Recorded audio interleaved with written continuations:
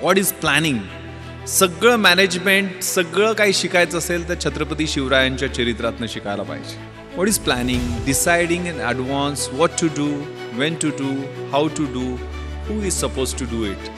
कसं करायचं, काय करायचं, केव्हा करायचं, त्याचं नियोजन कशा पद्धतीनं करायचं, याला प्लॅनिंग म्हणतात. आणि प्लॅनिंगसाठी आपल्या समोरचं चॅलेंज कोणतं आहे, आपल्या समोरचं आव्हान कोणतं आहे, आपला ॲडव्हर्सरी कोण आहे, आपला शत्रू कोण आहे, परीक्षा समोर धरा.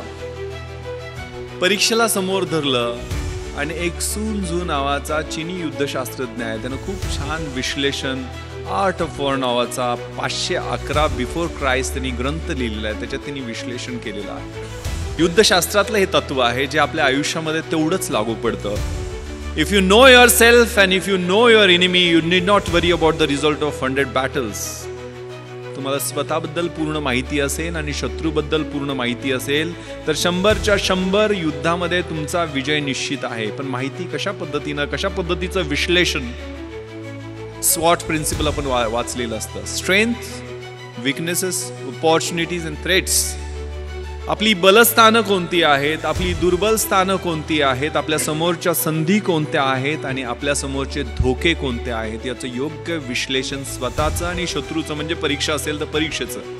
सिलेबस कसा आहे, प्रश्नपत्रिका कशा येणार आहेत, गेल्या 10 वर्षातल्या कशा आहेत, पुढच्या कशा येऊ शकतील, सिलेबसमध्ये what to do and what not to do, हे कशा पद्धतीनं करायचं ते तुम्ही ठरवता का, त्याच्यावर काम करता का, नियोजन करता का. आणि त्याच्यानंतर स्मार्ट पद्धतीने, what is smart, specific, measurable, attainable, realistic आणि टाइम बाउंड. स्मार्टचं फुल फॉर्म आहे. तशा पद्धतीनं तुम्ही अभ्यासाचं नियोजन करता का.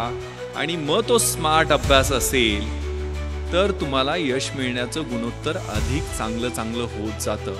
If you know yourself and if you do not know about your enemy, after every victory gain you will suffer a defeat. जर तुम्हाला स्वतःबद्दल माहिती असेल पूर्णपणे, मात्र शत्रूबद्दल माहिती नसेल तर एका विजयानंतर तुम्हाला एक पराभव पचवावाच लागेल.